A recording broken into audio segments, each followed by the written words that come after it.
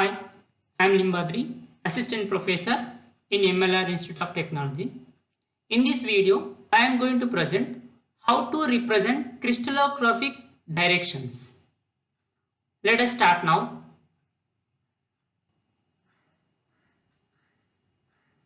So, crystallographic directions.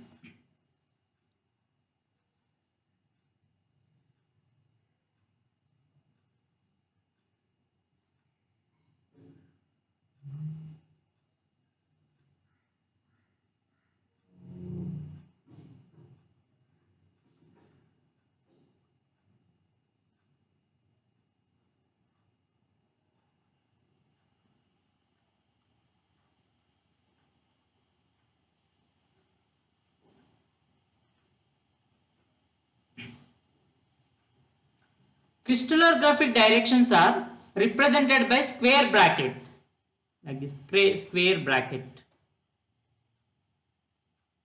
Okay, and whatever is written in this square bracket, whatever the values are written in this square bracket can be considered as 3D coordinate point.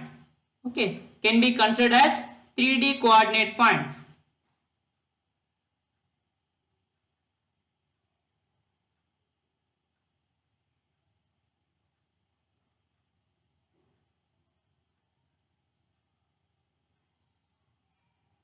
Okay, now if we have this 3D coordinate point, we identify that 3D coordinate point in the unit cell, and then if we join that 3D coordinate point to the origin, then that is considered as a crystallographic direction.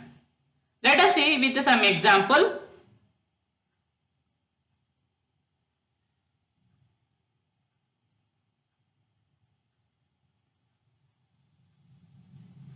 Example, I am taking a one crystallographic direction, that is, let us say this 110 crystallographic direction. How to represent in this unit cell? So I am taking this first unit cell. So this is, let us identify this as a x-axis, and this is y-axis, and this as a z-axis. Now this is my origin. Okay, this is my origin O. Now to get this 110 point, whatever the, first of all, whatever the highest value in within this bracket, whatever the highest value within this bracket is considered as the unit cell size. Okay, highest value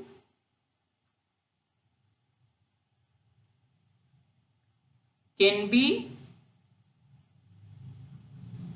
taken as unit cell size. Now this 1, so this is first is 1, so in x direction I need to move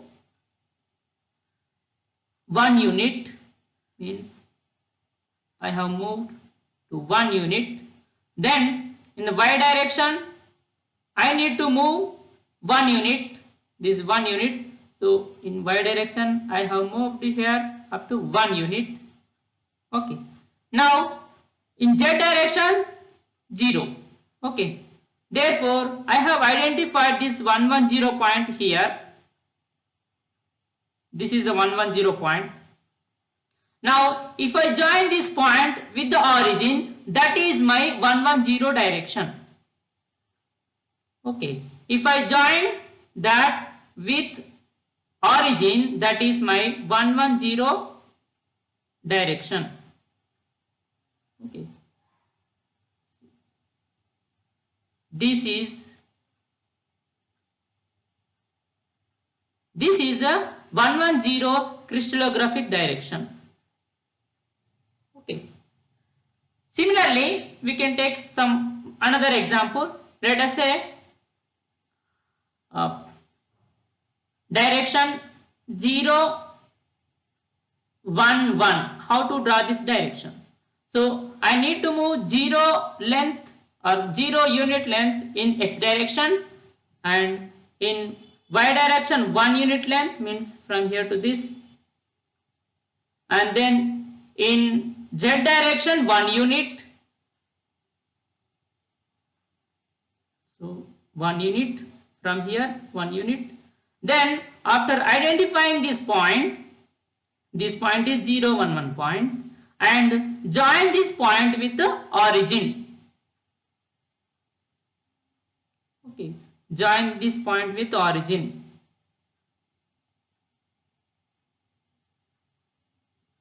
So now this direction is represented as 0, 1, 1 direction. Okay. Similarly, we can draw the 111 direction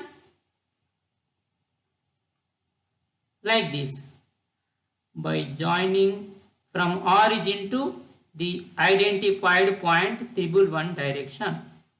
Okay. So this is considered as 111 direction. Means 111 direction. So this is a 111 direction in unit cell. Sometimes in the square bracket, there will be bar on a value. Let us say this is a bar on this value. Okay. So this bar is considered as a negative value, means this is a -1 value. Okay. How to represent this direction? See, in the second figure, I try to represent this in figure B. Okay, let us say this is a figure A, figure B. In figure B, I try to represent this 0, 1, 1 bar direction. Okay. Now, see, Z value is a negative value. So, I need to have a Z axis, negative Z axis. Okay. Therefore, I am choosing, because other two values 1, 0, these two are positive values. Therefore, I am choosing this x here as a positive x direction, and this axis is a y axis, and sorry, this axis as a z axis, and this as a y axis. Now I have positive x axis, positive y axis, and in the negative z direction I am having this unit cell. Therefore, I can represent this direction in this unit cell. See, in x direction I need to move 1 unit. So this is my origin. This is my origin. Okay. So now this is origin. So in the x direction, I need to move 1 unit. Okay. This is 1 unit.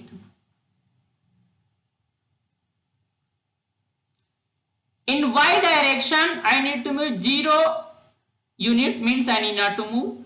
And then in z direction, that is in negative z direction, 1 unit. So I need to move this direction. This is a negative z direction. Okay, this is negative z direction. Now, this is the point that I have identified. Now, if I join with this point with origin, that is my required direction. Okay, so if I join this origin with that identified point, so this is the 101 bar direction. This is 101 bar direction. Similarly, I can also represent the 0, 1, 0, 1, 1 bar direction. See, in x direction, I need to move 0 unit, and in y direction, I need to move 1 unit. So, this is the origin. Okay, so from here, I need to move 1 unit. Then from here, in z direction, in negative z direction, 1 unit, means from here to this. So this is the identified point as the 0, 1, 0, 1, 1 bar. So now by joining this point to origin, I can represent the 0, 1, 1 bar direction by joining this point to the origin.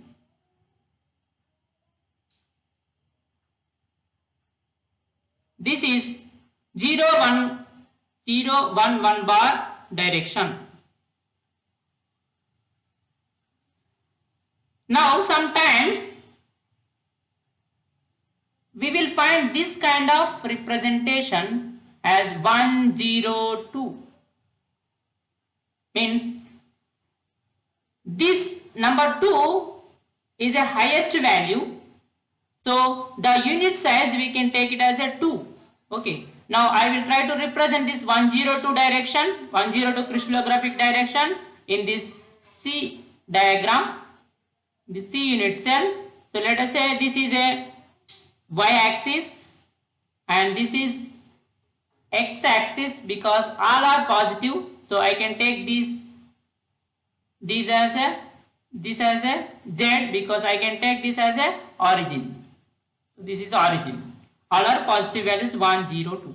So how to identify this 1, 0, 2? I need to move 1 unit towards x direction, but the size of this unit cell is 2. Size of this unit cell is 2. Therefore, the 1 unit in the x direction is half of this one. Means this is the 1. Up to here, this is 1. Next, I need to move 0 units towards y direction. Okay, because here it is 0. So I need to move 0 towards y, means I need not to move. And in z direction, I need to move 2 units, means the entire length.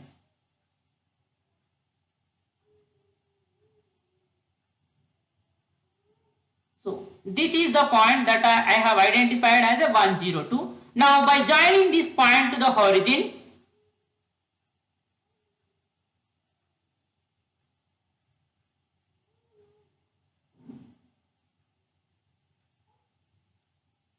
we can represent this as a 102 crystallographic direction. I hope everybody understood how to represent crystallographic directions. Thank you very much for watching.